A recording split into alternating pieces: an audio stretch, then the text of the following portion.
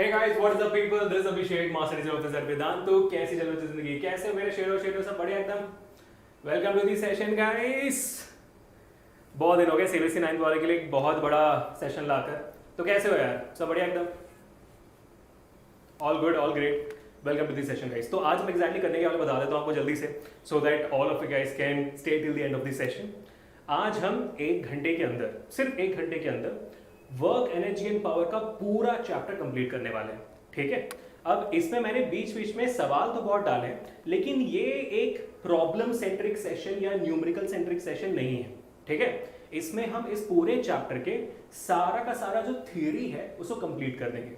और मैं एक सेपरेट सेशन लूंगा जहां पे हम हमारा जो पूरा फोकस है वो न्यूमेरिकल और उसके साथ साथ होगा आपके क्या कहते हैं वर्ड प्रॉब्लम्स के साथ। ठीक है, तो मोस्ट ऑफली सेशन के एंड में जो एंड स्क्रीन आएगी उसमें मैं लगा दूंगा इसका सेशन वगैरह, या तो ऊपर मैं कार्ड में लगा दूंगा जब वो सेशन करूंगा। तो डोंट वरी अबाउट दैट, वरना हमारे चैनल पे देख भी सकते हो। ठीक है, so don't worry about it. अगर आप नए हो चैनल पे तो सब्सक्राइब कर लो अभी के अभी, ताकि ये सारी चीजें मुफ्त में आपको मिल रही है तो आप मिस आउट ना कर दो। ठीक है, शुरू करते हैं फिर सेशन। तो कैसे हो बच्चों? बढ़िया sir. Make sound chapter video. Sure Rajesh, first should be finish work eligible for video, है ना सर? बहुत याद किया दिमाग। अरे शुक्रिया, thank you so much. Welcome to this session. कैसे हो सब लोग? सब बढ़िया? Good evening guys, good evening.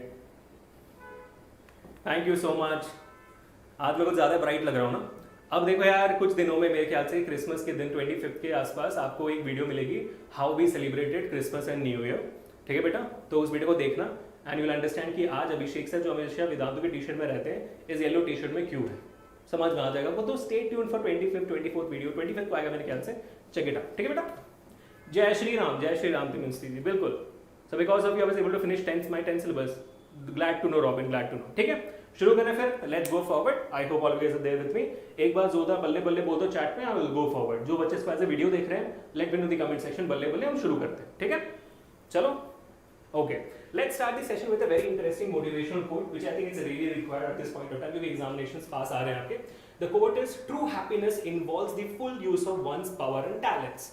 Now it's very very important कि भाई साहब आप इस बात को समझो कि हर इंसान अपना अपने लेवल का बेस्ट देते जा रहा है, तो आपको भी अपना बेस्ट देते जाना है। ठीक है, I am not talking about being competitive, that's a very good thing to be and not at times but most of the times a very good thing to be. It's also very important that आप अपने आप को improve करते जाओ हर दिन। दूसरों को अपने साथ कंपेयर करने के बदले बस अपने आप को हर दिन अपने आप से कंपेयर करते रहो और अपने आप को इंप्रूव करते रहो। ठीक है, बस इतना ध्यान रखना कि मैं जो आज हूं वो कल से बेटर हूं, और जो मैं कल होऊंगा वो मैं आज से बेटर होऊंगा। बस इस बात को याद रखना। ठीक है, तो आपका इंप्रूवमेंट होते रहेगा। रेडी? बढ़िया, डन। आगे बढ़े, चलो फोड़ते हैं। आ जाओ। ठीक है, so in this entire session will be completing work done by your force, will be completing energy and power, will be focusing on kinetic energy and potential energy, will be doing law of conservation of energy. ये सारी चीजें आपके syllabus में है।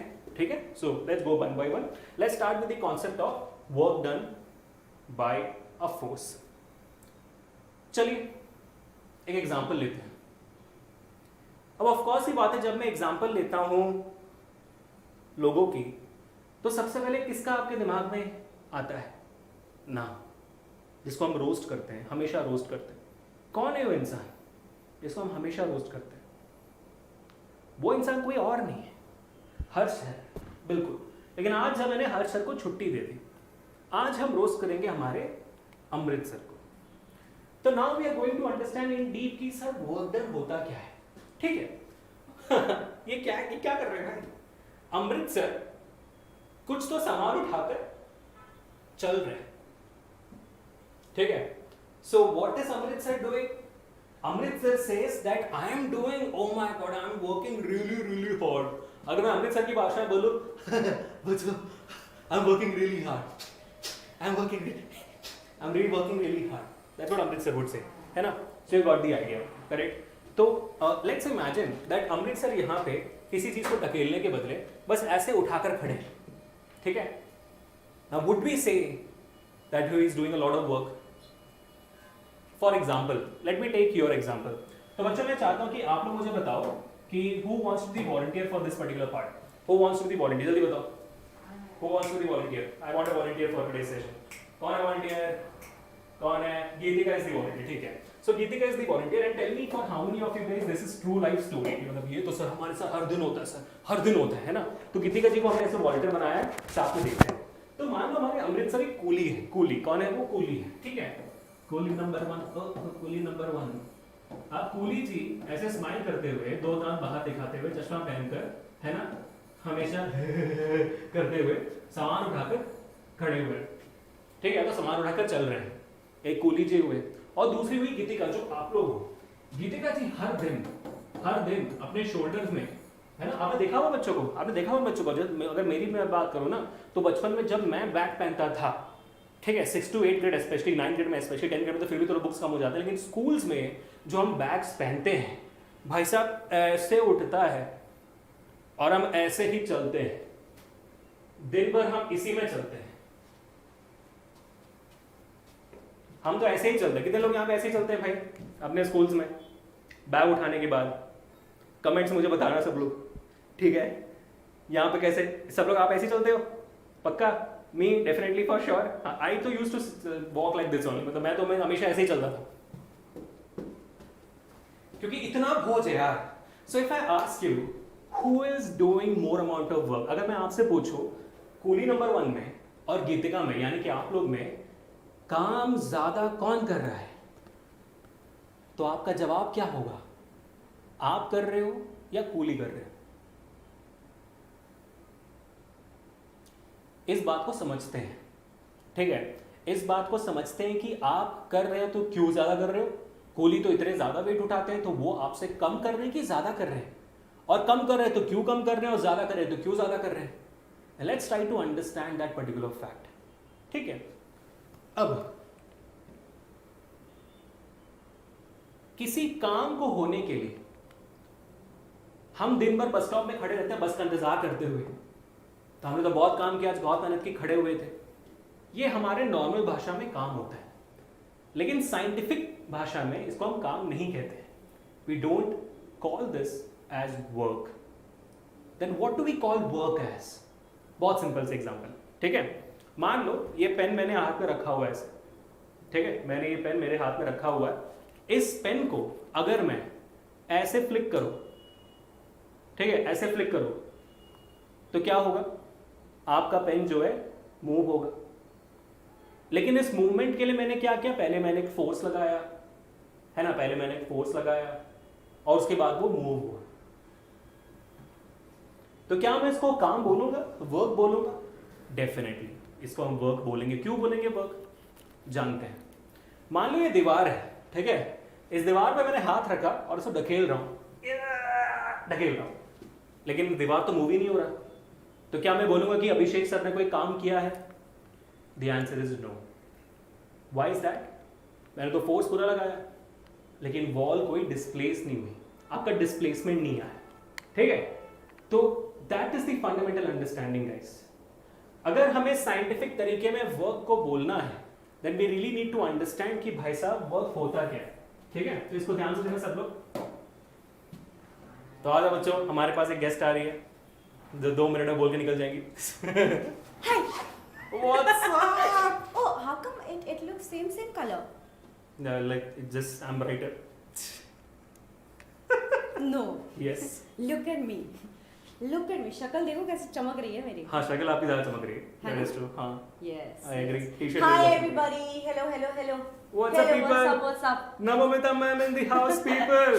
Very good evening. क्या हाल चाल? क्या बात? Hello hi. Thank ये you so कौन much. है सर? बहुत बढ़िया. I was waiting for that. कोई तो पूछो. Now Navamita ma'am is the star of Young Wonders and she's also the star now in the 11th and 12th category. Yes. Yes. Teaching chemistry everywhere. Yes. Congratulations. Yes. अपने बारे में चंद शब्द बताइए. चंद शब्द. हाँ. तो hi guys, my name is Navomita Bhattacharya, लेकिन ज़्यादातर बच्चे मेरे को नोबिता मैम के नाम से जानते हैं. और शीशा चमक रहा है. Exactly. Thank you so much. So cute यार. क्या बात है. तो हम वापस भी आ गए बच्चा. आपको पता नहीं 2 साल होने को है. एनीवे, तो मैं वेदांतु यंग वंडर्स में पढ़ाती हूँ. एंड आई थॉट कि आप में से बहुत बच्चे यंग वंडर्स में पढ़ते होंगे, लेकिन खैर आप नहीं पढ़ते, काफी बुरा लगा। ये एक्चुअली माइक नहीं है। हाँ हाँ तो अपने छोटे भाई बहनों को जरूर वेदांतो यंग वंडर्स में भेज देना, हम वहाँ पे पढ़ाते हैं, सॉरी मैं पढ़ती नहीं हूँ, मैं पढ़ाती हूँ। और बस ये 9th-10th वाला ब्रिज को छोड़ के मैं 11th-12th में भी इनऑर्गेनिक केमिस्ट्री पढ़ा रही हूँ, तो वहाँ पे भी आप आ सकते हो। बिल्कुल। बाकी आप फिजिक्स पढ़ लीजिए अभी, आपके फेवरेट टीचर से। Thank you so much. तो बच्चों बाय बोलना होता है हमको। Thank you so much. Doraemon कहाँ है? डोरेमन आ रही है। ये रहा। हाँ मैं जेब भी है मेरे पास। ये देखो जेब भी है। लाओ मेरा गैजेट दो कुछ। बाय। माइक दे दे दो। Bye. Thank you so much ma'am. ठीक है बच्चे, so now we need to understand कि साइंटिफिक वर्क होता है क्या। साइंटिफिक वर्क में दो चीज बहुत इंपॉर्टेंट है, ठीक है, मैं आपको समझाने की कोशिश कर रहा हूँ, ध्यान समझना, ठीक है। अगर आपने एक ऑब्जेक्ट रखा हुआ है, ठीक है, वर्क होता क्या है, सिंपल सी भाषा में, ठीक है, मुझे अपनी एनर्जी इस ऑब्जेक्ट में ट्रांसफर करनी है, तो मैं कैसे करूंगा? फूकूंगा, हाथ से उठा के लाख दूंगा, लात मारूंगा, कुछ भी करो, ये तरीका होगा, इसके अलावा कोई तरीका नहीं है। मेरे एनर्जी को इस एनर्जी में डालने के लिए उसका तरीका नहीं है ना। लेकिन अगर आपने नोटिस किया होगा, इन सारे तरीकों में मुझे कोई ना कोई काम करना पड़ रहा है, which is the truth. So what is work? सारी जगहों पे आपको ये कहते जाता है कि work is force into displacement, but that is just mathematical expression. Mathematics में वर्क को क्या बोलते हैं? Force into displacement. बट होता क्या है work? Work is the way through which you transfer energy from one object to another. अगर एक ऑब्जेक्ट से दूसरे ऑब्जेक्ट में एनर्जी को ट्रांसफर करना है तो आपको काम करना पड़ेगा, वरना नहीं होगा, एनर्जी ट्रांसफर नहीं होगी। समझ में बात? तो जब आप काम करते हो किसी ऑब्जेक्ट में तो क्या करते हो? फोर्स डालते हो ना, और क्या तरीका हो सकता है? तो आप एक ऑब्जेक्ट में फोर्स डालते हो, तो काम करने के लिए फोर्स का होना जरूरी है, ठीक है। और अगर आपका काम होना है तो जो आपने फोर्स लगाया है उसका कोई बेनिफिट भी दिखना चाहिए, वरना फिर काम कैसे होगा? आप कैसे बोलोगे काम हो गया? जब आपने कुछ एनर्जी डाली है, काम किया आपने, तो उसका कुछ बेनिफिट दिखना चाहिए, तो कुछ गलत होना चाहिए, तभी तो आप बोलोगे ना कि सर अच्छा काम हुआ है, गलत हुआ है, गंदा हुआ है, अच्छा हुआ है। अगर कुछ नहीं हो रहा है, आप बोले काम क्या ही हुआ है, सब तो खराब ही हुआ है, करेक्ट। तो when you apply your force on an object, basically what should happen is displacement. आप किसी ऑब्जेक्ट में फोर्स डालिए तो ऑब्जेक्ट हिलता है, ढुलता है, मटकता है, कमरिया सब कुछ होती है। बात समझ में आई? That is what work is mathematically, ठीक है। सो मैथमेटिक्स के बेसिस में एक काम के होने के लिए उस सिस्टम में फोर्स का डिस्प्लेसमेंट का होना बहुत ज्यादा जरूरी है। बात क्लियर हुई? ठीक है, तो एक बात हमें क्लियर एकदम, वर्क होने के लिए फोर्स और डिस्प्लेसमेंट का होना जरूरी है। मतलब अगर फोर्स जीरो है तो वर्क जीरो होगा, डिस्प्लेसमेंट जीरो है तो वर्क जीरो होगा। अगर ये दोनों होंगे तब जाकर आपका वर्क होगा। तो फोर्स और डिस्प्लेसमेंट को मैं कैसे एक दूसरे के साथ जोड़ूं जिससे मुझे वर्क मिले मैथमेटिकली? इस पे ध्यान दो, थोड़ा सा इस पे ध्यान दो, कैसे मैं एक दूसरे से जोड़ूं इनको। तो अगर आप सोचोगे, दिमाग लगाओगे, you will have the answer.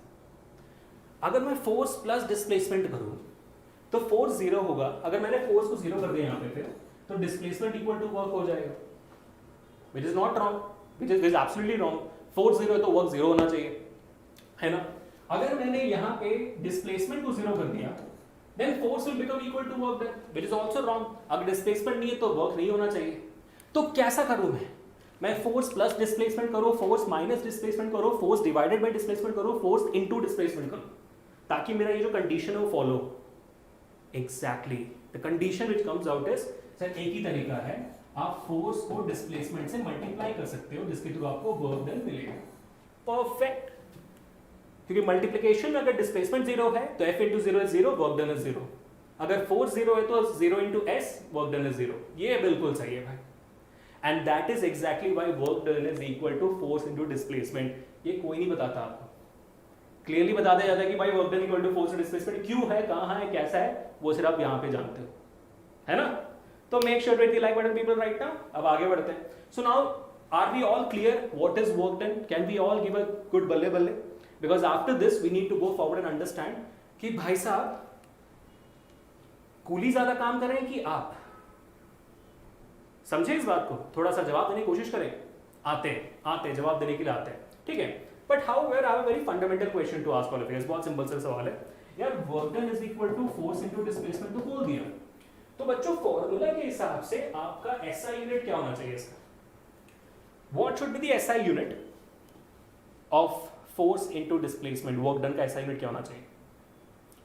Why not plus Aditi जी, आप करके देखो यार, अगर प्लस डाल दिया आपने, फोर्स 0 होता है तो still 0 plus S is equal to W, S is still equal to W, which is absolutely wrong ना। फोर्स 0 तो वर्क डन 0 होना चाहिए, work done should not be equal to displacement.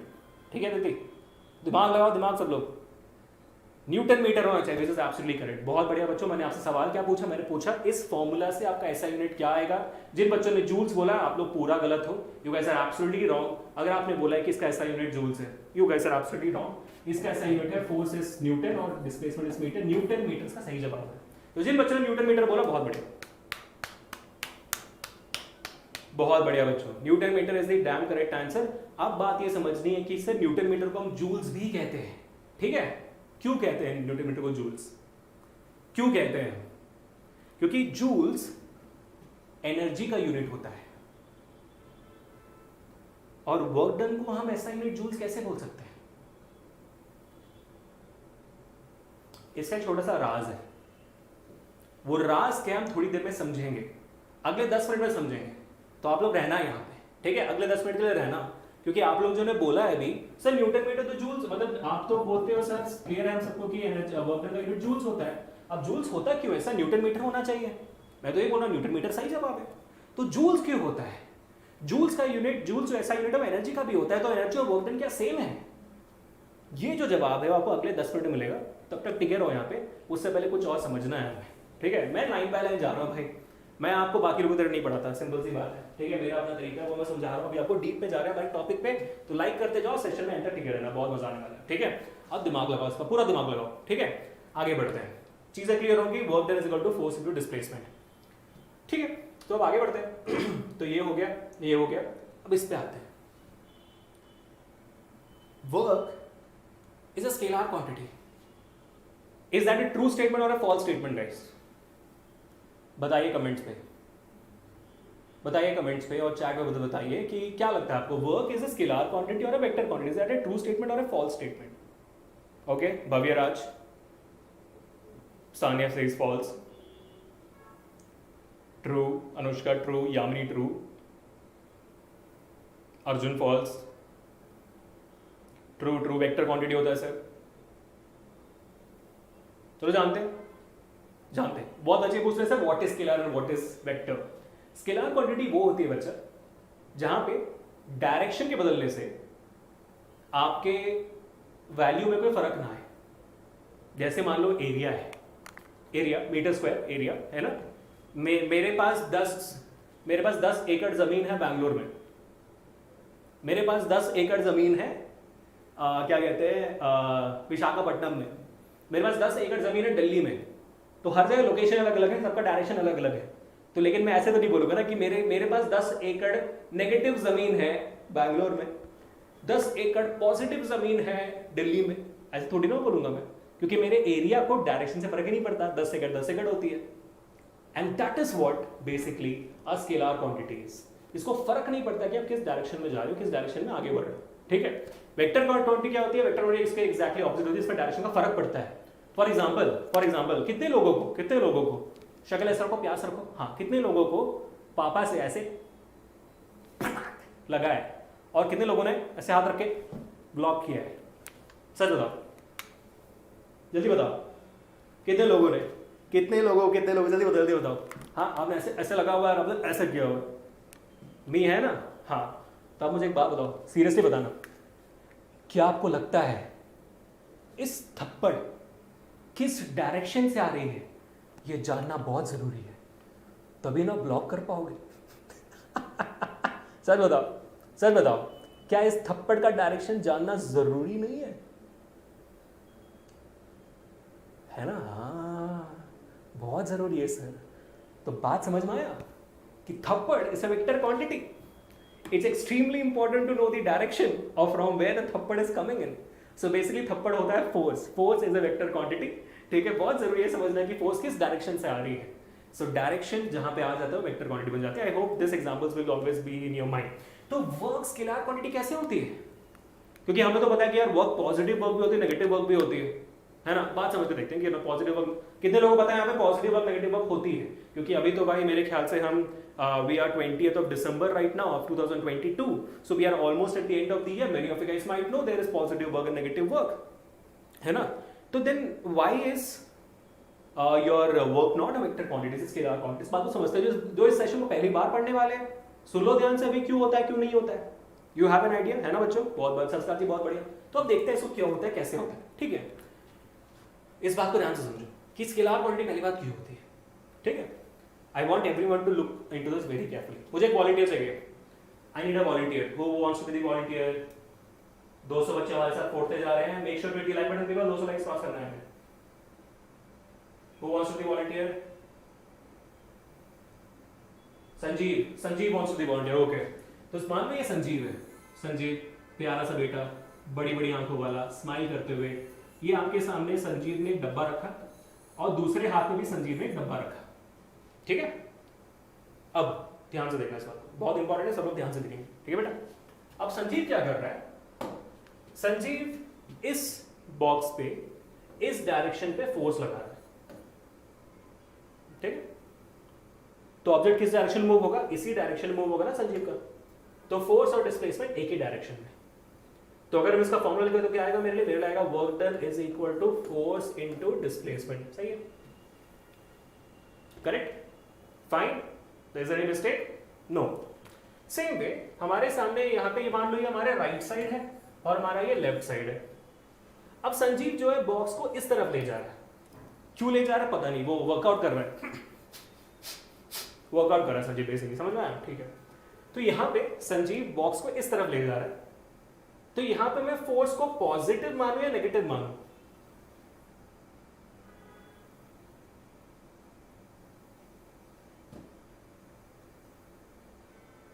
क्या मानूं? पॉजिटिव या नेगेटिव? मैंने बस अभी आपको एग्जांपल दिया था कि force is a vector quantity. अगर मैंने उस डायरेक्शन में फोर्स को, डिस्प्लेसमेंट को पॉजिटिव माना है, तो मुझे इस डायरेक्शन में फोर्स को नेगेटिव मानना चाहिए, क्योंकि फोर्स अभी उल्टे डायरेक्शन में, वेक्टर क्वांटिटी तो नेगेटिव लेना है। डिस्प्लेसमेंट भी वेक्टर क्वांटिटी है तो उसको भी मुझे नेगेटिव लेना है।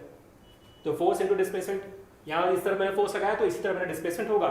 तो अगर मैं अभी वर्क डन का वैल्यू निकालूं तो मेरे पास आएगा minus F into minus S, which is basically equal to F into S, क्योंकि भाई साहब नेगेटिव नेगेटिव कैंसिल हो जाएगी और आपको वर्क नेगेटिव नेगेटिव पॉजिटिव बन जाएगा मल्टीप्लिकेशन में, तो आपके पास work done is equal to force into displacement ही रहेगा, है ना? क्या प्रूव हुआ इससे? इससे ये प्रूव हुआ कि संजीव जब ऑब्जेक्ट को यहां से यहां ले जा रहा है, वर्क डन पॉजिटिव आ रहा है, और जब डायरेक्शन बदल के ऑब्जेक्ट को यहां से यहां ले जा रहा है तब भी वर्क डन मुझे पॉजिटिव ही आ रहा है। तो यानी कि डायरेक्शन के बदल जाने से मेरा वर्क डन नहीं बदला, मेरा वर्क डन पॉजिटिव का पॉजिटिव ही रहा, which clearly proves mathematically कि आपका वर्क डन वेक्टर क्वांटिटी नहीं है, आपका वर्क डन स्केलर क्वांटिटी। ठीक है बेटा, बात क्लियर हो गई एकदम? That is the overall idea बेटा, ठीक है? That is the overall idea. I hope you guys had a clear cut understanding इस बात से, ठीक है? तो क्लियर हो गया? अगर इन बच्चों को पता नहीं भाई उस तरफ है तो मैंने पॉजिटिव लिया हुआ डायरेक्शन, इस तरफ में नेगेटिव लिया हुआ डायरेक्शन, तो force and displacement both are vector quantity, so in that direction I've taken then positive, this direction negative, so positive gives you a positive value, negative multiplication also gives you a positive value, that is basic algebra which you know that very clearly। तो work done is equal to force and displacement, दोनों positive value है, so work was not affected with the change in the direction at all। ठीक है? Got the idea guys? Clear? Perfectly awesome। अब हम आगे बढ़ते हैं, ठीक है? So now we have something very clear कि भाई work done एक स्केलर क्वांटिटी है, तो सर फिर वर्क पॉजिटिव नेगेटिव होता कैसे, ये बता दो आप फिर। चलो बता देते हैं आपको, ठीक है? अब इसको बहुत क्लियरली सुनना, क्योंकि जब हमने इसका जवाब निकाल देंगे तब जाके वो कोहली और गीतिका वाला एग्जाम्पल हमारे लिए क्लियर हो जाएगा, ठीक है बेटा? तो पूरा ध्यान यहाँ पे। मान लो हमारे पास संजीव दोबारा है, मान लो संजीव वर्कआउट कर रहा है, संजीव वर्कआउट कर रहा है, ठीक है? संजीव बहुत एकदम पूरा वो डेडलिफ्ट कर रहा है, डेडलिफ्ट। तो संजीव क्या कर रहा है, इस बहुत बड़े बारबल में से वेट को उठा रहा है, ठीक है? वेट उठा रहा है बढ़िया से संजीव, ठीक है? संजीव पूरा काम कर रहा है भाई, पूरा काम कर रहा है संजीव। तो संजीव को जब बारबेल को ऊपर उठाना है, ठीक है, डंबल को ऊपर उठाना है, तो क्या करेगा संजीव? संजीव भाई ऊपर की तरफ फोर्स लगाएगा और आपका डंबल और बारबेल भी ऊपर की तरफ आएगा, तो डिस्प्लेसमेंट भी ऊपर की तरफ होगी। तो यहाँ पे वर्क डन का क्या फॉर्मूला लगेगा? वर्क डन का फॉर्मूला लगेगा work done is equal to force into displacement sir, positive work sir, you have got a positive value. तो ये बात तो क्लियर होगी कि जब हमारा force and displacement same direction में होता है, आपका वर्क डन पॉजिटिव होता है, ठीक है। That is the answer, I want everyone to be very clear with it. क्या बोला हमने? जब force and displacement are in the same direction, it is positive work, correct, done, sorted. आगे बढ़ते हैं, अब इसको ध्यान से देखना, ठीक है। अगर मैं आपसे पूछूं अभी, संजीव को गोली मारो, मुझे बताओ इस बारबेल पे या डंबल पे ग्रेविटेशनल फोर्स का क्या वर्क है? आपने ग्रेविटेशन पढ़ लिया ऑलरेडी, है ना। ग्रेविटेशन तो हमेशा ऑब्जेक्ट को नीचे की तरफ खींचती है, तो gravitational force on this barbell is negative ना। व्हाई? नीचे की तरफ है, चलो नेगेटिव नहीं है, इसको पॉजिटिव मान, चलो मान लिया हमने पॉजिटिव, ग्रेविटेशनल फोर्स नीचे की तरफ है, ठीक है। लेकिन आपका डिस्प्लेसमेंट तो ऊपर की तरफ हो रहा है,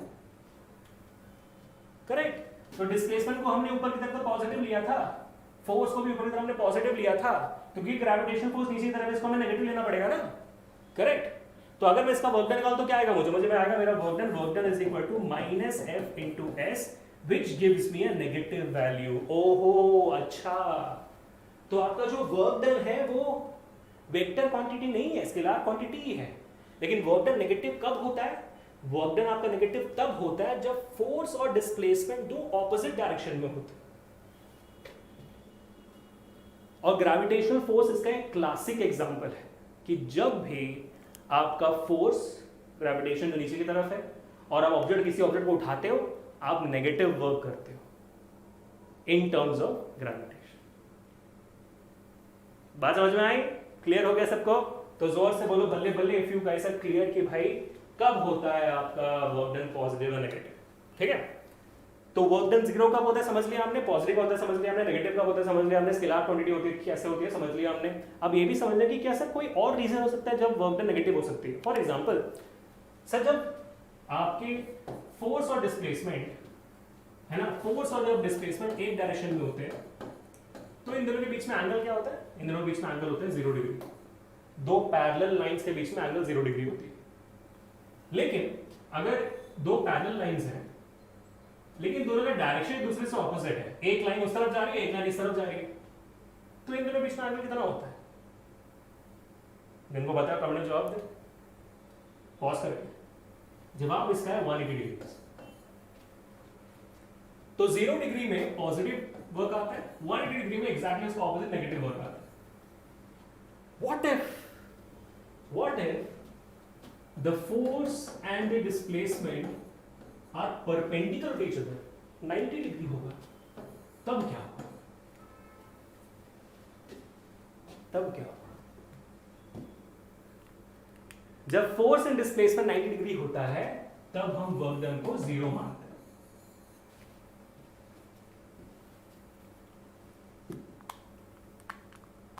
ठीक है। अब बहुत सारे बच्चों को रीजन पता है, बहुत सारे बोल देते हैं जिनको ट्रिग्नोमेट्री पता है, सर वर्क डन एक्चुअली होता है एफ एस कॉस थीटा, ठीक है। तो कॉस थीटा में थीटा 0 है, 90 है, तो कॉस 0 1 होता है, सॉरी 0 होता है, तो basically you have the understanding sir, है ना। कॉस 90 0 होता है, तो आपको पता है सर वर्क डन भी 0 हो जाएगा। बट यार बहुत सारे बच्चों ने यहाँ पे पढ़ा नहीं है ट्रिग्नोमेट्री, आप लोगों ने पढ़ा नहीं है ट्रिग्नोमेट्री, बहुत सारे बच्चों ने, तो मैं क्यों पढ़ाऊँ आपको ट्रिग्नोमेट्री के थ्रू? सिंपल तरीके में बताता हूँ। मान लो आप फोर्स यहाँ लगा रहे हो, ऐसे लगा रहे हो, और आपका ऑब्जेक्ट ऊपर जा रहा है, तो काम का थोड़ी काम हो रहा है, आपको ऑब्जेक्ट को उस तरफ ले जाना था, काम ऊपर ऑब्जेक्ट जा रहा है ना। तो इट्स नॉट वर्थ इट ना।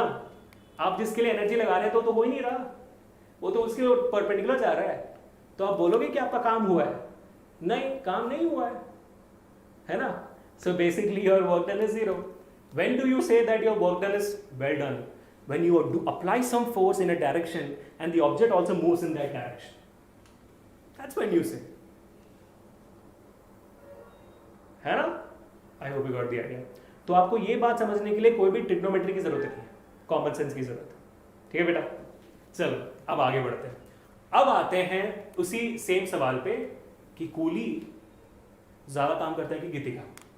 गीतिका का एग्जांपल लेते हैं। गीतिका ने ऑब्जेक्ट को उठाया, बैग को उठाया, बैक उठा के वो सामने बढ़ते जा रही है, तो उनका फोर्स सामने की तरफ है और बैक भी डिस्प्ले सामने की तरफ ही हो रहा है।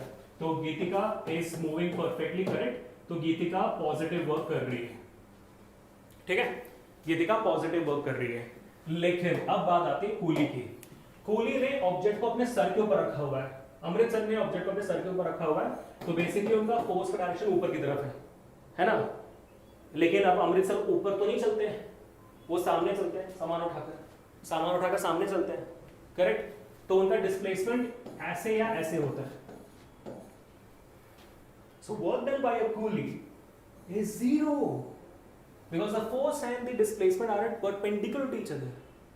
That means my dear amazing students, तालियां मारो अपने लिए, तालियां मारो, क्योंकि आप जो हो ना वो बहुत मेहनत करते हो, बस अपने स्कूल बैग को उठाते हुए आप बहुत ज्यादा वर्क करते हो। तालियां हो जाए इसी बात में, make sure hit the like button, you guys have rocked it यार। Now we have in that way completed the concept of work. ठीक है, अब हम आगे बढ़ेंगे एनर्जी क्या होती है, लेकिन थोड़ा सा ब्रेक लेते हैं। चलो आप लोग थोड़ा बात कर ले, उसके बाद फिर आगे बढ़ते हैं, है ना। Let's try to understand what energy is, फिर हम आगे बढ़ेंगे। जल्दी बताओ कैसे सब लोग। आई नो सेक्रेटरी जी, खुद जी के सामने बोला तो चक्कर मारेगा, मैं बिल्कुल पता, but I am saying scientifically ना, आई एम सेइंग साइंटिफिकली। हाय हम आपको वेदांतु की कूली को बताते हैं, वेदांतु कूली को दिखाते हैं। ऐसे कूली जो कोई काम नहीं करता है, कोई तो बचाओ इस हॉटनेस से, है ना। हाय कैसा लग रहा है सर? सेक्सी है ना। हाय लाइव सेशन में ऐसा बोल दिया आपने, क्या दिक्कत है, अच्छा लग रहे हो। अरे इनसे पूछा कि ये मतलब इतने ओह बच्चों को बताया हुआ कब रिवील होगा। अच्छा सर, आपकी वाइफ का नाम क्या है? सोच रहे हो सेलिब्रिटी है आपकी वाइफ, पूछ रहे हैं बच्चे नाम तो बता दो। आई नो, आपने ये देखा, पिक्चर देखा है ना? हाँ देखा, अमृतवा ऐसे ट्रॉली कर रहा है, बहुत बढ़िया है, मजा आ गया। इससे आगे और भी आएगा। आज पूरे सेशन में अमृतसर को रोस्ट कर रहे हैं। अरे सही चल, तो ऐसे क्या कहना चाहते हो बच्चों को? कुछ नहीं, वर्क एनर्जी और पावर के साथ पढ़ाई करो। बिल्कुल, that's the correct. Work energy power पूरा लगाओ पढ़ाई में और एकदम फोड़ दो। क्या बात है। द्रोण सेशन लिया था आज? द्रोण था? हाँ द्रोण था, मजा आ गया। मजा है भाई, द्रोण में तो एकदम नेक्स्ट लेवल का एक्सपीरियंस, बच्चे लोग अलग झूम गए ना। क्या बात है। कल मेरा सेशन है द्रोण का। हैं कितने बजे? सेम 6 बजे। 6 बजे। मेरा 7:30 से 8:30 था। मजा आ गया भाई लाइव क्लास में पढ़ाने में, और खासकर जब उनके डाउट्स आ रहे हैं ना, नेक्स्ट लेवल मजा आता है भाई। तो बच्चों जुड़ जाओ, लिंक डिस्क्रिप्शन में, ठीक है। बड़ा नेक्स्ट लेवल मजा आ रहा है, मतलब द्रोण में पढ़ाने में भी पढ़ने में भी, क्योंकि एक तो क्लास साइज रहता है, उसके अंदर लाइव बच्चे बैठे हैं, बहुत मजा आता है। I know, thank you so much. मिलते हैं। चलो बच्चों, आ गया सर भी। हाँ चलो ठीक है, चलो आगे बढ़ते हैं। Let's talk about energy now. Energy तो आपने देख लिया आज बहुत खूब सारा भरा हुआ। Sanidhya Samidha ji, when will I take sound? बेटा वर्क एनर्जी पावर के बाद नेक्स्ट वीक साउंड होगा आपका, but I have to take up क्या कहते हैं वर्क एनर्जी पावर का मोस्ट इंपॉर्टेंट क्वेश्चंस आप लोगों के लिए, उसके बाद ही मैं फिर साउंड होगा, ठीक है। आगे बढ़ते हैं, ठीक है, चलो आगे बढ़ते हैं। Okay people, work done. कोई पॉइंट छूट तो नहीं किया मुझसे? नेगेटिव पॉजिटिव वर्क हो गया, ये जीरो वर्क हो गया, हमारा डिस्प्लेसमेंट हो गया। चलो इसका जवाब बताओ जल्दी से, इसका जवाब बताओ फिर हम आगे बढ़ते हैं। हाँ जी, the work done on an object does not depend upon the displacement, force applied, angle between force and displacement, initial velocity of the object. The work done on an object does not depend upon, किसके ऊपर आपका work done depend नहीं करता है? Sir I just join what all is done. XBAG हमने बस अभी work done complete किया हुआ बेटा, हम इसके बाद एनर्जी पढ़ेंगे। वर्क डन आप चाहो तो रिप्ले करके देख लो, ठीक है। क्या बात है, 250 से ज्यादा बच्चे बैठे हुए सेशन में। D is the correct answer बेटा, exactly correct, that's absolutely correct बेटा, क्योंकि work done is equal to force into displacement.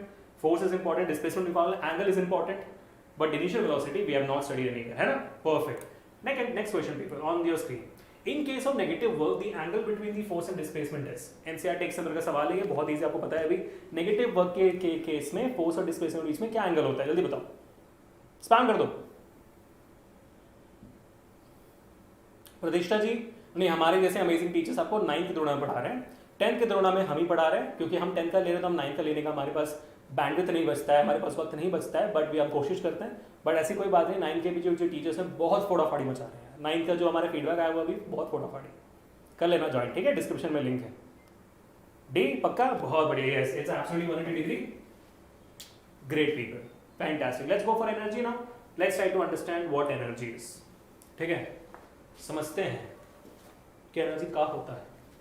ठीक है, अब मैंने बताया, पूछा भी था आपसे एक सवाल कि सर वर्क डन का भी ऐसा यूनिट जूल कैसे हो सकता है ना? चलो क्लियर कर देते हैं आपको। एनर्जी क्या होती है? सर बहुत जूस पी लेने से बहुत एनर्जी आ गई सर, बिरयानी खाए सर बहुत एनर्जी पे, क्या बात है, मजा आ गया सर, एनर्जी के ऊपर एनर्जी पड़ी हुई है सर हमारी जिंदगी में, बहुत एनर्जी हमारे अंदर, बताओ तो सर क्या कहां से निकालना एनर्जी? बट एनर्जी होता क्या है? जैसे मैंने आपको बोला बहुत एनर्जी बहुत एनर्जी बहुत एनर्जी होती है, क्या करते हो? आपको लगता है ना कुछ काम करे कुछ काम करे कुछ करे इसका एनर्जी का, भाई बहुत एनर्जी, 10 मुक्के मार दिए, थका हुआ तो एक भी मुक्का नहीं चल रहा है ना? क्या होती है एनर्जी? देखो, जब अमृतसर के अंदर बहुत ज्यादा एनर्जी होती है, काम के लिए बहुत दौड़ दौड़ के आते हैं और 1 घंटे के अंदर उनकी एनर्जी खत्म हो जाती है, ऐसे हो जाता है। मान लो एक रेस है, ठीक है, एक रेस में जब हाई एनर्जी होती है एक बंदे की तो बहुत तेजी से चलाता है वो साइकिल है, तो बहुत तेजी से दौड़ता है। जब एनर्जी पूरी दौड़ने के बाद लो हो जाती है तो फिर धीरे धीरे हम थक के फिर स्लो हो जाते हैं। क्या होता है एनर्जी? फिर जब हमें दिखता है कि एनर्जी जब ज्यादा होती है तो हम ज्यादा काम कर पाते हैं, ज्यादा जोश दिखा पाते हैं। जब कम एनर्जी होती है तो स्लो हो जाते हैं, कम जोश दिखता है, कम काम कर पाते हैं। तो एनर्जी तो फिर एकदम रिलेटेबल होगी ना वर्क डन से। जितनी एनर्जी होगी उतना काम करेंगे, जितना एनर्जी कम होगा उतना कम काम करेंगे। That simply indicates that energy होती क्या है। काम करने के लिए किसी भी चीज की अगर आपको जरूरत होती है तो उसको हम कहते हैं एनर्जी। बिना एनर्जी के हम कोई काम नहीं कर सकते, है ना? That's what in English we can say energy is nothing but the ability to do work. जितनी एनर्जी उतना काम है। तो basically energy becomes equal to work done and that is the exact reason why energy और work done दोनों का ऐसा unit joules हो जाता है, बिकॉज दे आर रिलेटेबल। ठीक है, बात समझ में आई? मिथुन सेन जी, रिलेटिव डेंसिटी आपके सिलेबस में नहीं है इस साल, भी यहाँ पे बहुत है। ठीक है, so ability to do work और capacity to do work is called as energy, और एनर्जी और वर्क डन का दोनों का यूनिट जूल्स क्यों है हमने भी समझ लिया। ठीक है, तो एक बार जोरदार बल्ले बल्ले हो जाए, इतने इजीली समझ में आ गया सबको, बल्ले बल्ले हो जाए भाई, बल्ले बल्ले हो जाए। अब एनर्जी से रिलेटेड सबसे इंपॉर्टेंट टॉपिक आपके सिलेबस में है काइनेटिक एनर्जी और पोटेंशियल एनर्जी के डेरिवेशन और कंजर्वेशन ऑफ एनर्जी का डेरिवेशन, एक्सट्रीमली इंपॉर्टेंट। उसको अभी हम समझेंगे कुछ देर में, मिस आउट मत करें, क्योंकि इस चैप्टर से जो मैंने अभी 3 टॉपिक बताए, इन्हीं 3 टॉपिक से मेजरली आपके एग्जामिनेशन में सवाल आते हैं।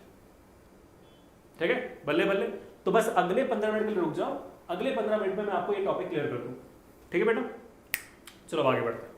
ओके, ये तो कर लिया ना हमने। हाँ, so there are different types of energy, पता ही होगा आपको बहुत सारे, है ना? क्या क्या सुना आपने सुना होगा heat energy, electrical energy, light energy, sound energy, इन सब का आपको डेफिनेशन भी पता होगा, केमिकल एनर्जी सबको पता होगा आपको। लेकिन हम फोकस करने वाले concept called as mechanical energy, क्योंकि मैकेनिकल एनर्जी हमसे रिलेटेड है, हमसे रिलेटेड है।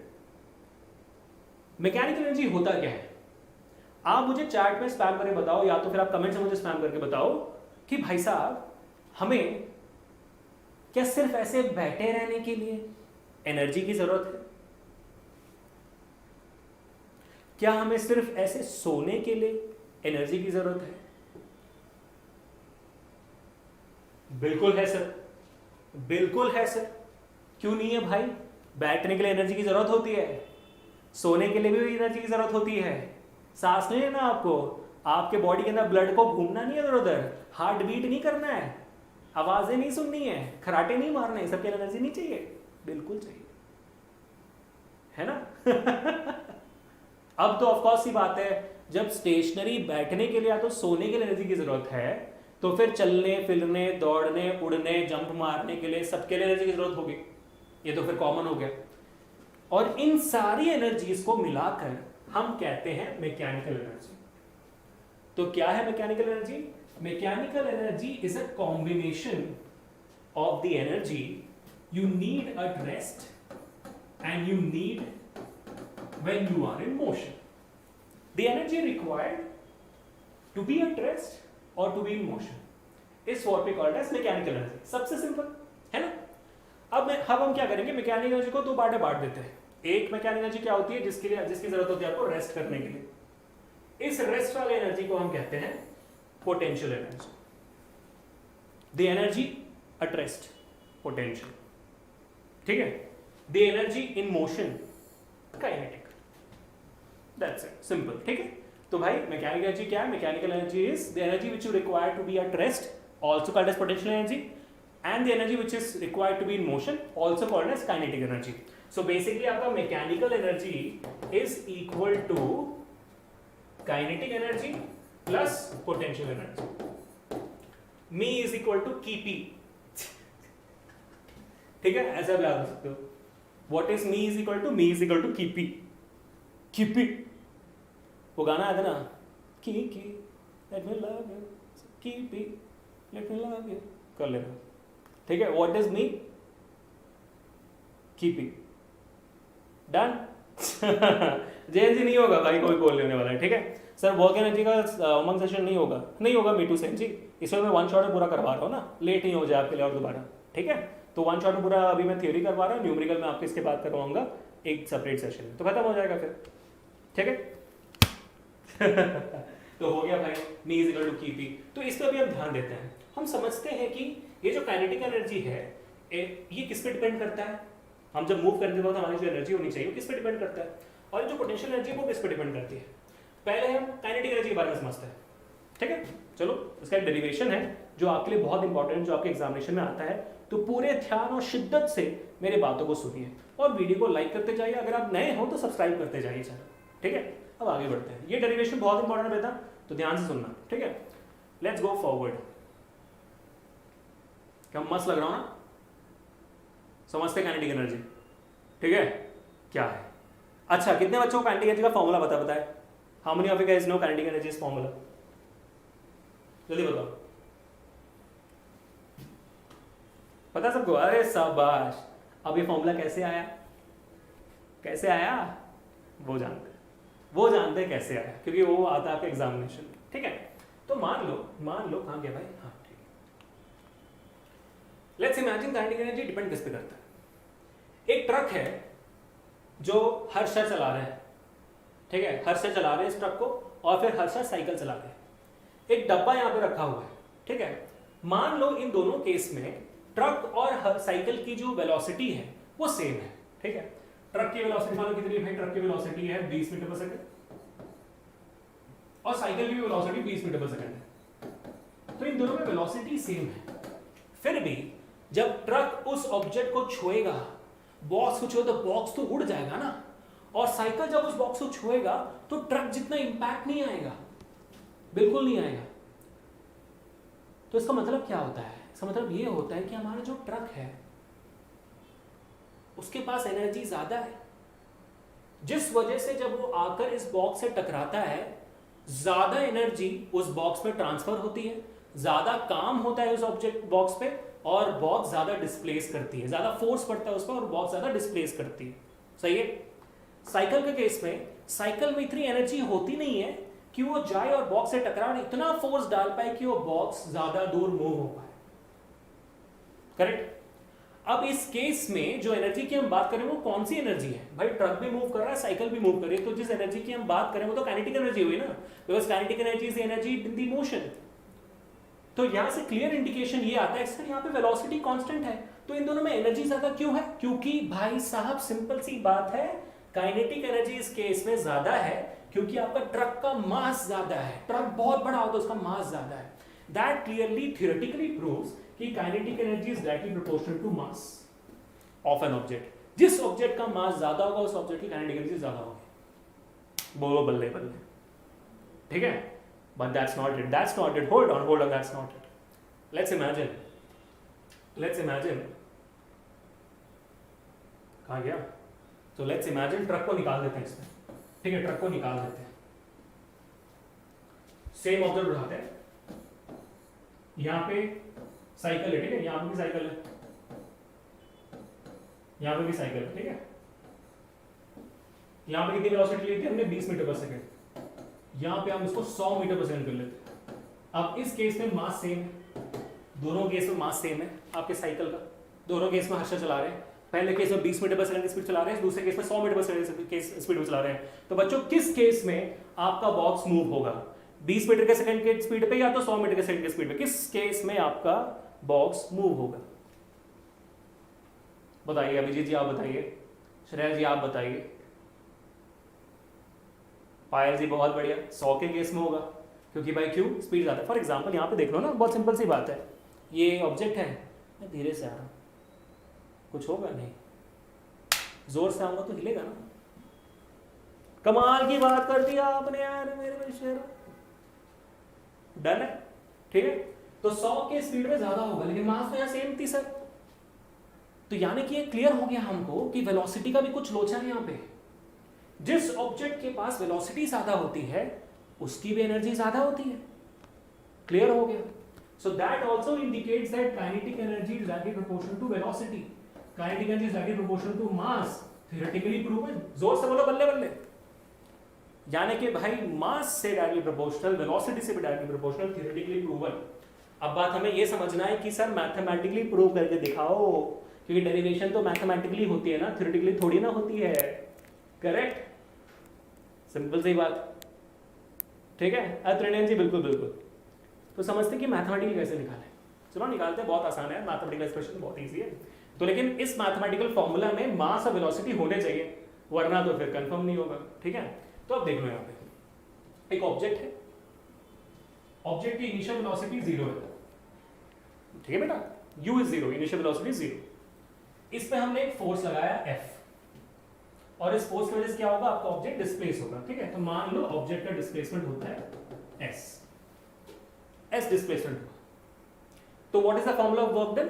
Formula of work done is equal to force into displacement, ठीक है। और हमने प्रूव कर लिया कि work done is equal to energy, हमने प्रूव कर लिया। और यहाँ पे ऑब्जेक्ट मूव होने वाली एनर्जी है, तो यहाँ पे work done will be equal to kinetic energy, ठीक है। Work done is equal to kinetic energy कर लिया हमने। अब हम आगे बढ़ते हैं। तो भाई work done is equal to kinetic energy, so kinetic energy is equal to force into displacement. क्या आपको पता है फोर्स का कोई फॉर्मूला? कोई भी फॉर्मूला आपको पता है कि सर फोर्स के बदले कोई फॉर्मूला लिख सकते हैं क्या? क्या फॉर्मूला लिखेंगे यार फोर्स के बदले? हाँ, सेकंड चैप्टर में पढ़ी थी सर, और पूरी जिंदगी में फोर्स का सिर्फ एक ही फॉर्मूला पढ़ा हुआ है, एम में, second law of Newton force. इसके अलावा कोई फॉर्मूला पता नहीं हमने फोर्स का, है ना, मास इनटू एक्सीलरेशन, बिल्कुल। सो एफ के बदले मैं लिखूंगा एम ए। डिस्प्लेसमेंट के बदले में क्या लिखूं? डिस्प्लेसमेंट, सर डिस्प्लेसमेंट का तो हमने फॉर्मूला पढ़ा था फर्स्ट चैप्टर में, इक्वेशंस ऑफ मोशन में, है ना सर। इक्वेशंस ऑफ मोशन में पहला था v is equal to u plus a t, उसमें तो ऐसा ही नहीं सर। दूसरे में पढ़ा था हमने s is equal to u t plus half a t square. हाँ सर, ये फॉर्मूला इस्तेमाल कर सकते हैं, लेकिन sir u t plus half a t square, t तो टाइम होते हैं, आपने टाइम की बात ही नहीं की है, तो सेकंड इक्वेशन नहीं यूज कर सकते। तीसरा कौन सा है sir? v square minus u square is equal to 2as। हाँ सर, वेलोसिटीज है, एक्सेलरेशन है इसमें, और डिस्प्लेसमेंट। हाँ, थर्ड इक्वेशन ऑफ मोशन, क्या third equation of motion? v square minus u square is equal to 2as। तो अगर मैं s को लिखूं तो कैसे लिखूंगा? मैं लिखूंगा v square minus u square divided by 2a। तो अब इन दोनों को यहाँ पे डालो इन दोनों को, क्या आएगा? Work done is equal to f के बदले हमने लिख दिया ma, और डिस्प्लेसमेंट के बदले हमने लिख दिया v square minus u square divided by 2a। यहाँ पे a और a कट गया, और हमें पता है कि भाई u तो 0 है, तो u स्क्वायर 0 हो गई। यहाँ पे क्या बचता है? w इज इक्वल टू ये 1/2 बचा, ये m बचा, और ये b बचा। And that my dear amazing students becomes the mathematical derivation of kinetic energy, where kinetic energy is equal to half mv square। हमारा theoretical proof भी सही था, k is proportional to m, k is proportional to v। मजा आया? k is equal to half mv square, ठीक है। अब एक और चीज है जो बहुत लोग आपको पढ़ाते नहीं, मैं चाहता हूं कि आप पढ़ लो इस चीज को, ठीक है।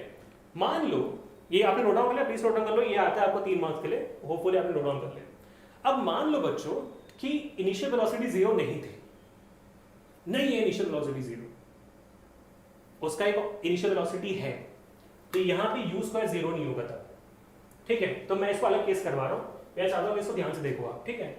If initial velocity is not equal to 0, तो हमने क्या पढ़ा है, work done will be equal to m into a into v square minus u square by 2a। यहाँ पे हमने रोका हुआ है, यहाँ पे a कट जा रहा है आपका, u को मैं 0 नहीं मान रहा, तो क्या बचेगा मेरा बचेगा हाफ, ये m बचा v square minus u square, सही है। अब ब्रैकेट ओपन करो, क्या बनेगा, work done is equal to half m into v square minus half m into u square, correct. Bracket open किया तो हाफ एम वी स्क्वायर क्या हमने पढ़ लिया सर, काइनेटिक एनर्जी, बट कौन सी काइनेटिक एनर्जी सर, v तो final velocity होती है, तो ये kinetic energy final kinetic energy होगी। हाँ, work done is equal to final kinetic energy minus sir u तो इनिशियल वेलोसिटी होती है, और क्योंकि इनिशियल वेलोसिटी 0 नहीं है यहाँ पे, तो ऑब्जेक्ट ऑलरेडी मूव कर रहा था, अगर ऑलरेडी मूव कर रहा था तो उसमें फिर ऑलरेडी काइनेटिक एनर्जी होनी चाहिए, इनिशियल काइनेटिक एनर्जी, तो ये हो जाता है आपका k i। ये जो रिलेशनशिप है, the work done on an object is equal to the difference in the final kinetic energy and the initial kinetic energy। किसी को पता है इसका नाम क्या है, इसका नाम है 11th ग्रेड में बहुत इंपॉर्टेंट है, 9th ग्रेड में बहुत इंपॉर्टेंट, इसको कहते हैं हम वर्क एनर्जी थ्योरम। इसमें से बहुत सारे टीचर्स आपके 9th एग्जामिनेशन में सवाल पूछ लेते हैं, और 11th ग्रेड वालों में तो ये सवाल आते ही जाते हैं। इसको हम कहते हैं वर्क एनर्जी थ्योरम, और वो कब इस्तेमाल होती है, जब ऑब्जेक्ट के पास ऑलरेडी इनिशियल वेलोसिटी है, 0 नहीं है। इसको ध्यान से याद कर लो, ठीक है बेटा, कूल है। तो हमने काइनेटिक एनर्जी कर ली, थियोरेटिकली मैथमेटिकली भी हमने वर्क एनर्जी थ्योरम कर लिया, बहुत इंपॉर्टेंट है, cool. Now let's go on forward. कितने बच्चे रेडी है पोटेंशियल एनर्जी रेडी समझने के लिए? पोटेंशियल एनर्जी तो बहुत इजी है भाई, इससे बहुत इजी है पोटेंशियल एनर्जी। कितने बच्चे रेडी है? Thank you so much Anshika ji, बहुत बहुत शुक्रिया आपका, अच्छा लग रहा है कि आपको समझ आ रहा है पोटेंशियल एनर्जी क्या होते हैं, समझते हैं। आ जाओ आ जाओ, रेडी रेडी। हमें तो पता नहीं था त्रियन जी, आई नो पता नहीं था आपको, कोई बात नहीं, 11th में जवाब समझ में आ जाएगा। Thank you so much math magic. हाँ जी, आर्यन जी वहीं पे आ गए पोटेंशियल एनर्जी पे। आर्यन जी को तो काइनेटिक एनर्जी डायरेक्शन देखना भी नहीं था, पोटेंशियल एनर्जी पे लगे हुए तब से। आगे सब लोग डन है, सॉर्टेड है। Sir where are you sitting? I am not sitting anywhere बेटा, I am standing and walking and taking the session. Done, sorted, let's go forward. Ritesh ji कह रहे हैं sir you are cute, thank you so much बेटा। Late join किया यशस्वी जी, कोई बात नहीं कोई बात नहीं, thank you so much Panther ji, क्या बात है, बहुत बढ़िया। Hit the like button right now, let's go forward to understand potential energy. बहुत इजी है, बहुत इजी। बस आपको एक बात समझनी है कि पोटेंशियल एनर्जी होता क्या है। सर आपने तो बता दिया ना, ऑब्जेक्ट एट रेस्ट। अच्छा एक बात बताओ, इस केस में हर सर के पास ज्यादा एनर्जी कि मेरे पास ज्यादा एनर्जी है? बताइए, किसके पास ज्यादा एनर्जी है, मेरे पास या हर सर के पास? मेरे पास। क्यों मेरे पास क्यों एनर्जी ज्यादा? इक्वल एनर्जी है। अच्छा मेरे पास ऑफ कोर्स एनर्जी क्यों है? हाँ मैं एग्जैक्टली ये एक्सपेक्ट कर रहा था आपसे कि आप कहोगे क्योंकि सर आपका हाइट ज्यादा है, आप ज्यादा हाइट पे हो, पोटेंशियल एनर्जी mgh होती है, इसलिए आपका एनर्जी ज्यादा है। एक काम करते हैं, मैं आपको बताता हूं, आप गलत हो। अब क्या होगा आपका जवाब बताओ? मैं कह रहा हूं कि आप गलत हो, हाइट के ज्यादा होने से पोटेंशियल एनर्जी नहीं बढ़ती। रीजन कुछ और है इसका, तो आपका क्या जवाब होगा? What will be your answer? बता देखते हैं भाई।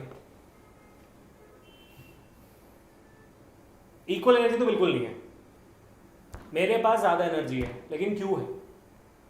Height is not the answer, gravitation. Gravitation कहां से है? पोजीशन तो मैंने बता दिया ना। मास नहीं भाई, मान लो मास भी हमारा सेम है, क्या रीजन हो सकता है? मास भी सेम है, कह रहा हूं ना। मैं चाहता हूं कि आप इस फॉर्मूला से बाहर आओ, मैं चाहता हूं कि आप mgh वाले फॉर्मूला से बाहर आओ, इससे तो मैं कह रहा हूं आपको बाहर आओ। जो चीज बस ऐसे ही आपको घुमाकर स्पून फीड कर दी गई है, उस चीज से बाहर आओ और सोचो आउट ऑफ द बॉक्स कि आपके पास एनर्जी ज्यादा क्यों है।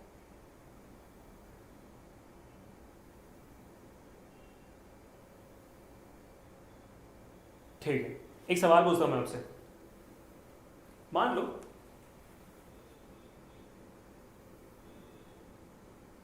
हम दोनों पहले नीचे खड़े हुए थे यहां पे, और हम दोनों चलकर वहां तक गए।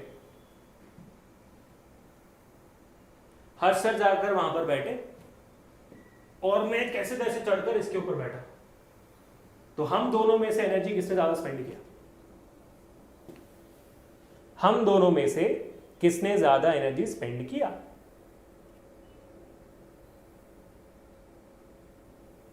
आई am telling you guys, height का तो कोई लोचा नहीं है यहाँ पे। You are wrong if you saying height height height height. Stop stop, proportional to height, stop all that.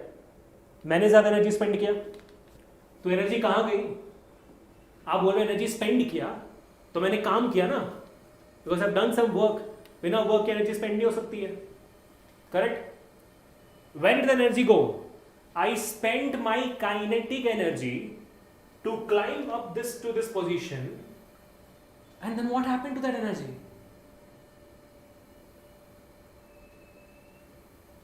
Exactly. चमका दिमाग में, क्योंकि मैंने ज्यादा काइनेटिक एनर्जी स्पेंड करके यहां तक चढ़कर पहुंचा हूं, वो सारी काइनेटिक एनर्जी मेरे ही अंदर पोटेंशियल एनर्जी के फॉर्म में स्टोर हुई। So what is the reason behind me having more potential energy? Not because the height. That's because to reach that height, I spent more kinetic energy. So please always remember, कोई भी आपसे पूछे कि क्यों इसमें potential ज्यादा है, सिर्फ हाइट मत बोलना, क्योंकि वो तो सब कहेंगे हाइट हाइट हाइट, सब बोलेंगे, लेकिन आप ही हो जो इस सेशन में बैठकर देख रहा है वही बोलेंगे it's because of the height, but it's also because you spent more kinetic energy before you came on to that higher position. बात समझ में? हाँ, चलो आप मान लेते हैं कि भाई मैं उठकर यहाँ तक पहुंचा, मैं वहां तक पहुंचा हूँ, ठीक है? What is the work done? Work done's formula is force into displacement. अगर मुझे यहाँ ऊपर चढ़ना है तो मुझे कितना फोर्स लगाना होगा? मुझे कम से कम मेरे जितना वेट है उतना तो फोर्स लगाना होगा, या तो उससे ज्यादा लगाना होगा। अगर मैं उससे कम फोर्स लगाऊंगा तो मैं चढ़ नहीं पाऊंगा ना ऊपर। मेरे वेट जितना मुझे फोर्स लगाना पड़ेगा कम से कम। तो वेट का फॉर्मूला क्या होता है? ग्रेविटेशन में पड़ा हुआ है mg, है ना? तो मैं इसको तो लिख दूंगा w, और which is weight, and displacement तो यहाँ पे हाइट है तो ये मैं लिख दिया h, ठीक है? w का फॉर्मूला क्या होता है? mg, ये h, potential energy formula is mgh. The easiest derivation of this entire syllabus, potential energy is equal to mgh. That is it. Anushka ji simple है बेटा, आपको यहाँ से यहाँ चढ़ने में कुछ एनर्जी स्पेंड हुई होगी, करेक्ट? तो यहाँ से यहाँ जाने ज्यादा एनर्जी स्पेंड हुई है, काइनेटिक एनर्जी। कहाँ गई वो काइनेटिक एनर्जी? घूम गई। वो काइनेटिक एनर्जी आपके अंदर ही पोटेंशियल एनर्जी जैसे स्टोर हो गई। तो आपने ज्यादा मेहनत करी है तो ज्यादा एनर्जी स्टोर हुई।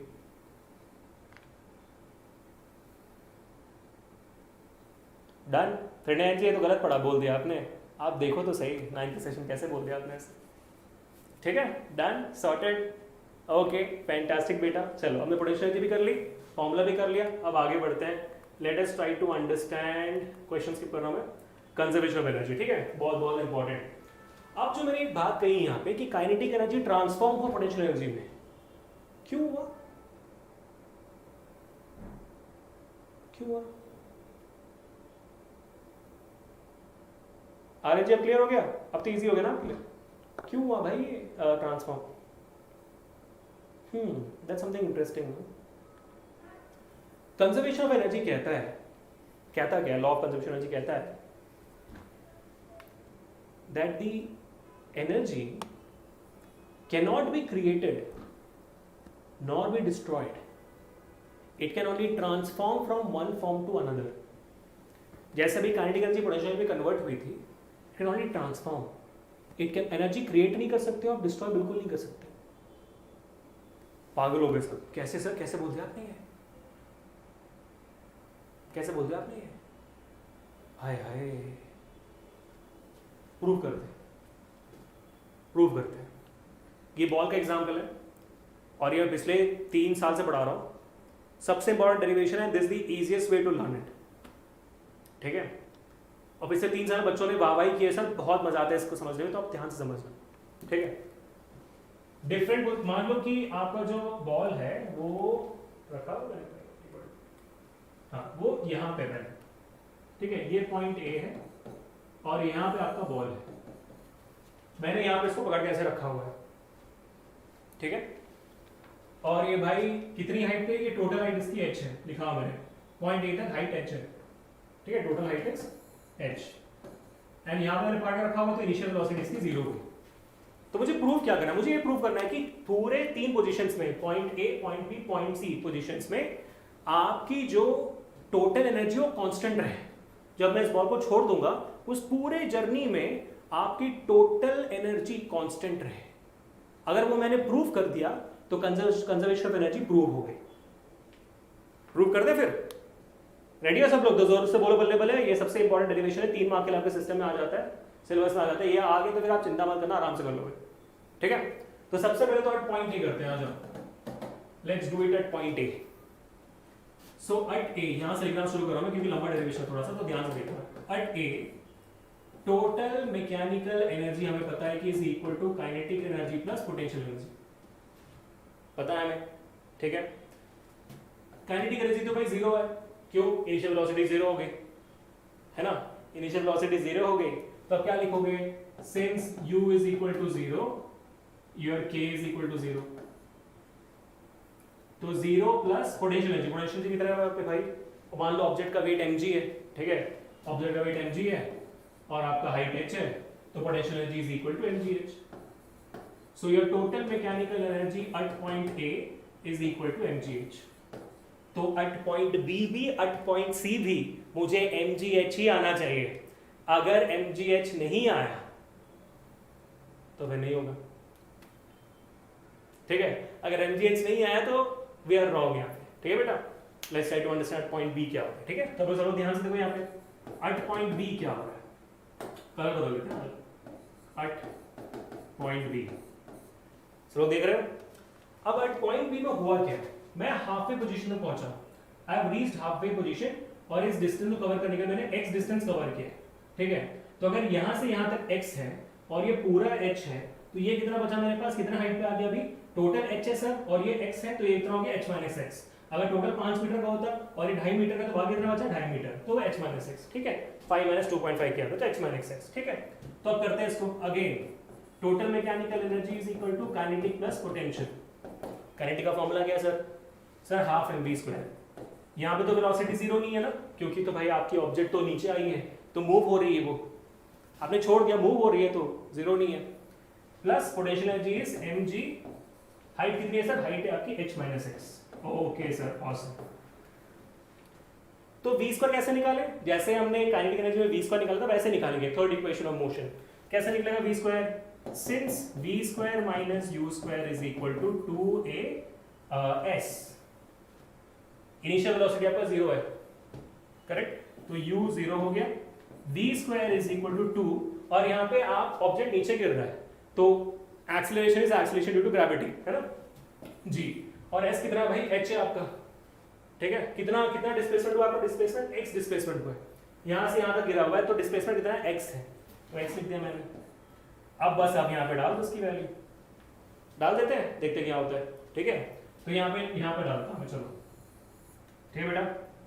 सो total mechanical energy will be equal to half m, और v² के बदले मैंने लिख दिया 2gx into 2gx plus mgh minus mgx, मैंने ब्रैकेट को ओपन कर दिया, ठीक है। तो यहाँ पे क्या होगा? 2 कट गया और आपके पास कितना बचा? mgx बचा। अब mgx और माइनस mgx कट जाएगा, क्या बच गया आपके पास?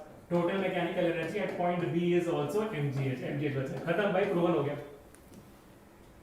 पॉइंट B भी प्रूवन हो गया भाई साहब, मजा आ गया है ना। चलो अब आखिरी पोजीशन पॉइंट C पे। पॉइंट C कहां पे? पॉइंट C आपका ग्राउंड को टच नहीं हुआ है, ऑलमोस्ट ग्राउंड टच करने वाला है, ठीक है। तो यहाँ पे आपका हाइट अज्यूम कर सकते हो कि ऑलमोस्ट 0 है, हाइट इज ऑलमोस्ट 0, ठीक है। सो एट पॉइंट C निकाल दे at point C, total mechanical energy is equal to kinetic plus potential.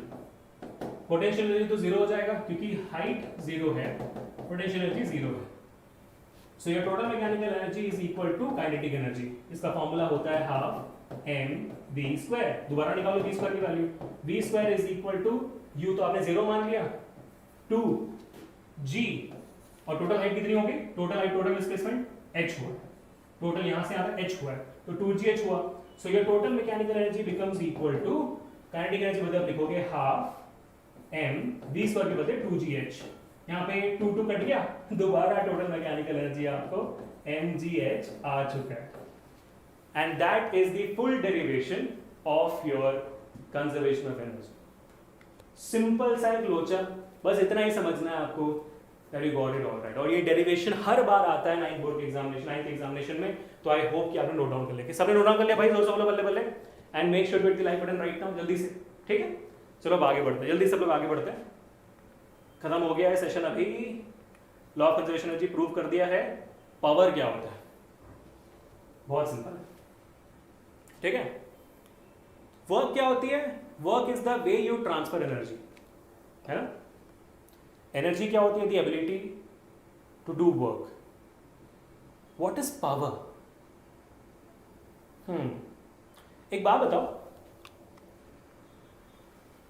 आपकी दुश्मनी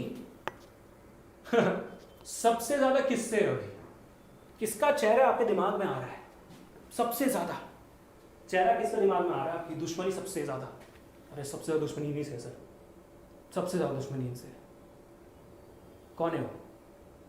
टीचर ही है, अरे वाह, 11th से, पप्पा से, अरे अरे, हर्षर से आ रही है, मुझसे आ रही है, अरे बाप रे, एग्जाम से आ रही है, कोई इंसान नहीं है क्या, हिंदी टीचर जी, अरे अरे, अपने दुश्मन की, अरे अरे अरे बाप रे, पप्पा का नाम ले लिया बेचारे, साइंस बुक से आ रही है सर, सीबीएसई से आ रही है, स्ट्रेंथ स्नेहा नाम ले लिया सिगरेट ने, अच्छा कुछ भी, आपसे मेरे से आ रही है, सबको म्यूजिक टीचर से आ रही है, डोंट नो,